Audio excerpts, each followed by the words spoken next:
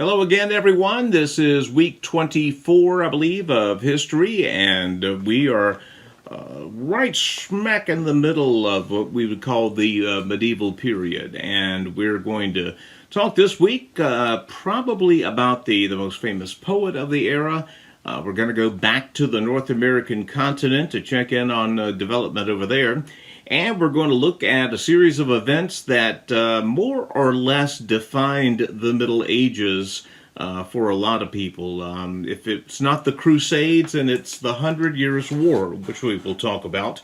But we're first going to talk about Dante Alighieri, the poet of the Middle Ages. He was Italian and best known for the Divine Comedy, but that was actually sort of the capstone of his career. Dante had lots of love poetry that survived the ages and is still talked about today. He was born a poet. He had a poet's soul. He met or saw a girl. I don't know how much he met her. It was a girl from the neighborhood, evidently, when he was 9 years old. But just the vision of this girl impacted him and became what a poet would call a muse. That is something that inspires you to produce art. And evidently this girl that he met in Florence, Italy, he was just completely taken by her because he began to write love poetry at age 9, which was, for his age, absolutely beautiful. And later in life, he talked about meeting her later. Her name was Beatrice, and he actually got to meet her again when he was 18, and his feelings were as strong as before. Fate had her engaged to another man, but Dante still loved her and still wrote poems about her. And again, the La Vita Nuova, the New Life, is a poem. Is a set of poems about love, just about just love of beauty, love of this beautiful woman that he saw. But again, like we said, Beatrice was betrothed to and married someone else. That didn't stop Dante. He kept writing about her. Unfortunately, she died at a very young age, at the age of 24. That's when he wrote The New Life, in mourning for his lost Beatrice. He became sort of the poet laureate of Italy. That is to say, his poetry, unlike most poets, he was popular while he was alive, and he began to get commissions to write poetry, so he was pretty well off, and he was high up in the court of the Holy Roman Emperor at the time, was Henry VII, not to be confused with the Henry VII that would later rule England. It can get very confusing again.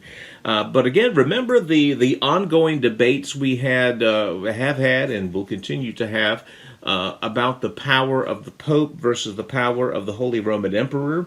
This was still more or less going on while Dante was serving in the Holy Roman Empire in the government. He was very much a great believer in the separation of church and state. That is, he was very vocal about the emperor having the power to make these all-important church appointments. The king he served, or the emperor he served, Henry VII, died young at the age of 39, and his strong support of the emperor cost him his position when a new king that was not very fond of Dante came along. He was essentially exiled from his home near Italy for many, many years. That's when he began writing what would later be called the Divine Comedy in 1308. It took him about 12, 13 years to finish this up. And to describe it, we could describe it on surface, but again, like any great work of art, it has to be experienced. You have to read it and absorb it and think about it and have your brain give you an emotional response to it. He built the entire poem on the number 3 to represent the Holy Trinity, Father, Son, Holy Spirit. There are 3 main parts or canticles to the poem. Each of these contain 33 cantos, Italian for songs. And of course, 33 represents the approximate number of years that Jesus walked the earth. Each canto was written in groups of 3 lines with every other line rhyming. Now that's great in Italian, but when you translate it to English, you lose all that. Not much you can do about that, but rest assured, in the original Italian, the every third line, second and third line rhymes, and the whole thing reads like a supernatural journey. It's really, really odd. It's almost like a series of fever dreams about the afterlife. The first part of the poem is called the Inferno. In it, he describes hell and his visit to hell in his dreams. In his imagination, he's guided through the 9 levels of hell into a deep, dark pit, and his guide is the Roman poet Virgil, who is not really noted for any particular evil, but he is the guide in Dante's Inferno. And he uses the names of real people from throughout history for the entire poem, sort of like a historical fiction. He lets the reader know whom he thinks is in hell, basically. And again, he places the less evil people in his eyes on the higher levels of hell and the worse ones on the lower levels. So here in the first level of hell, you were kind of a bad guy, but maybe not the worst. But yeah, by the time you get to the 9th, we're talking uber bad. The second part of the poem is called Purgatorio, or Purgatory again. In Purgatory, that period or that area between heaven and hell, Dante is surrounded by people again on 9 different levels of purgatory who are working their way towards heaven, or are at least trying to. Now, of course, in terms of biblical background, there is no biblical background that mentions anything about a purgatory. Dante, of course, was using dramatic license to embellish his poem. The third part, Paradiso, paradise, his idea of heaven. And you want to guess who Dante uses as his guide in heaven? It's Beatrice, his old flame. She was the closest thing he knew to an angel on earth, so he imagined her being literally a celestial angel. And again, 9 levels in heaven, each with its own increasing beauty, peace, and joy as you work your way up. There are those who have interpreted the poem to look at Dante's relationship with Beatrice as our idealized relationship with God. And again, he does speak of God in the Divine Comedy, but he depicts God as almost this incredible luminous light that's completely beyond man's comprehension, which is easy to understand. I mean, there is a school of Christian thought that holds that, while we're on earth, we can't possibly grasp the holiness and the wholeness of God. It's just too much. And to his credit in this regard, Dante doesn't even try. He doesn't try to decide what God looks like or sounds like or, smells like. God is a presence that is so vast and bright and incredible we cannot understand it. Dante is still recognized as the poet of the Middle Ages, and his poetry has inspired some of modern day history's great poets. One of the greatest pieces of poetry ever put to song references Dante.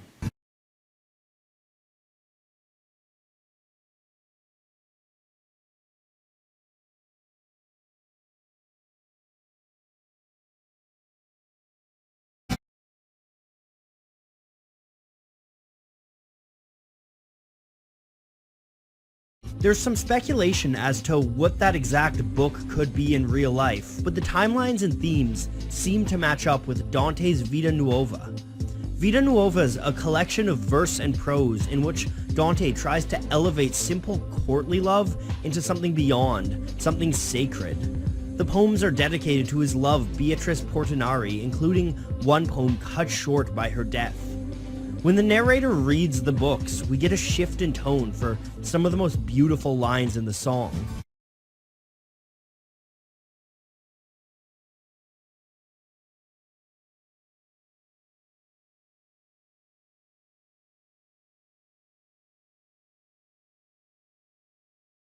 Full of uncertainty, the intensity of that memory rings true and represents the kind of sacred, divine love that Dante wrote about. In case you didn't get it in the title, that's from Bob Dylan's Tangled Up in Blue, and it is a masterpiece, and he owes a big debt of gratitude, he'll tell you to this day, to Dante Alighieri. Let's travel about 10,000 miles away to North America. Remember earlier when we were deep in the Dark Ages in Europe and we told you about the Mayan Empire? Well, fast forward several hundred years later, and there is another empire that's ruling a pretty good portion of the Central America and Mexico peninsula. The Aztecs had the largest empire of its kind for about a 250-year period. The indigenous peoples of, again, modern-day Mexico and Central America were largely wanderers. You would have one that would establish a certain area of dominance for a while, but it rarely lasted very long. The Aztecs were kind of an odd in that they came actually from an island and moved to the mainland at some point and had a deep, very superstitious nature. They worshipped something on the order of 300 different gods, and they prayed to these gods just unceasingly, it seems, and it allowed their culture to develop in a very unusual way. But they were the fear and dread of this peninsula for their bizarre ways, most notably acts of sacrifice. And when you talk about the Aztecs today, yeah, that kind of stands out. It was a big part of their culture. Very few ever dared cross them. And by the year 1325, they had pretty much established control over what's modern-day Mexico City and named their new homeland Tenochtitlan. And within 200 years, it became one of the largest cities in the world. And it spanned a great deal of Mexico. And by 1428, we were starting to look at an empire because they had really taken over enough lands and enough different peoples that you could technically call them an empire. Again, they some of the tribes that they lorded over just basically paid them a tribute. We've heard of this example in history before where nation state will just say, okay, here's $1 million, don't invade us, okay, we'll keep you for now. So yeah, and a lot of it was intimidation, but they were genuinely an odd people by that respect. Now, as far as their customs were concerned, yeah, they were very religious in that they constantly prayed to gods. They thought that laziness was the greatest sin. In Aztec culture, even kids as young as 2 and 3 are given heavy chores to do. They did not believe in idle hands. Bravery was very, very much valued in Aztec culture. They played almost a difficult, like a precursor of basketball. Except it was very hard to score. First bucket wins, basically. They had arranged marriages. Again, they were part of this culture, which still exists today in some even so-called educated circles that decides that marriage is too important a decision to be made by young people and their hormones. It should be made by sober adults, like, okay, y'all would be a good match. But anyway, they practiced that. They had a very strict dress code among the ruling class and the religious and the plebes. They were very strict about that. The penalty for violating the dress code was death. So that had a way of pushing compliance.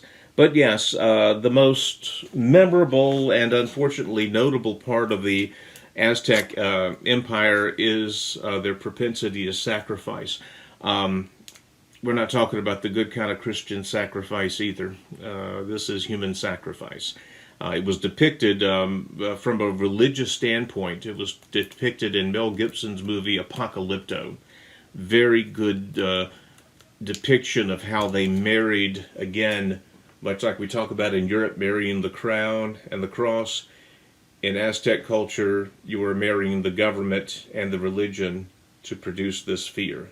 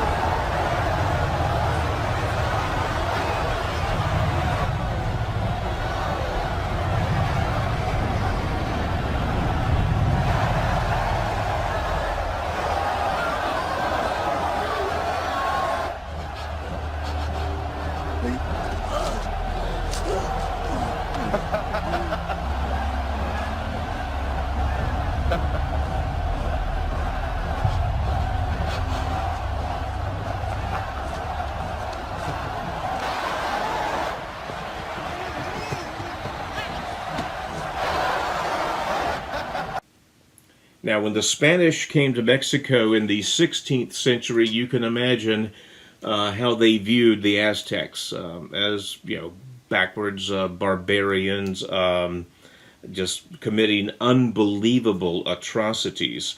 And the Spanish, the legend goes that the Spanish conquistadors, not only did they take over the land from the Aztecs, but they destroyed a lot of their records just because their records of sacrifices. One thing the Aztecs did do, more so than other cultures of their time, is they kept very detailed records. What we have is pretty detailed, but the Spaniards evidently burned a lot of it because they didn't want people to know about it, even though they didn't do it themselves. It was pretty bloody, without getting into too much detail. For 250 years, more or less, the Aztecs ruled this section of Mexico again until the Spanish invaded in 1521, and again with the weaponry advances that the Spaniards had as opposed to the Aztecs. It didn't take very long. A very famous standoff between Montezuma, the last Aztec king, and Hernan Cortez, the Spanish conquistador, ended with the Spanish army pretty much routing what was left of the Aztec Empire. We're going to close out by talking about the 100 Years' War. Yeah, it was a long war. It was actually longer than 100 years. It was, if you want to do the math, it was more like 116 years, from 1337 to 1453. It pitted England versus France. Of course, the 116-year war doesn't roll off the tongue like the 100 Years' War, and you could probably make a case that the genesis for this war, such as it was the 1066 Norman conquest of England, because where did the Normans came from? They came from Normandy in northern France. Also, think about a war, it's one battle after another. Now, this was stop and go, stop and go, stop and go. It was not like one long series of battles unceasingly for 116 years. It was kind of stop and go, periods of truce followed by breakings of the truce and whatnot. We start in 1337 when the king's cousin in France, named Philip VI, and the king's nephew in England, Edward III, were left behind to battle over who would rule France after the king of France passed away. Well, there was a big play over, remember the settlement of Aquitaine in southern France, where Eleanor, mother of King John and King Richard, came from? That was still in English hands because she was Queen of England when she died, and so it was still considered an English holding, even though it was in France. Well, the French forces of Philip VI took that over and basically threw down the gauntlet. We're not going to take it anymore, England. Get the heck out of France. Well, it turns out that Edward III, Edward Longshanks' grandson, was very skilled at warfare.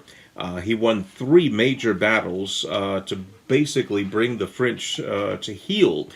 One of the big, again, we talk about weapon advantage that the Spaniards had over the Aztecs. There was a big weapon advantage at the onset of this war.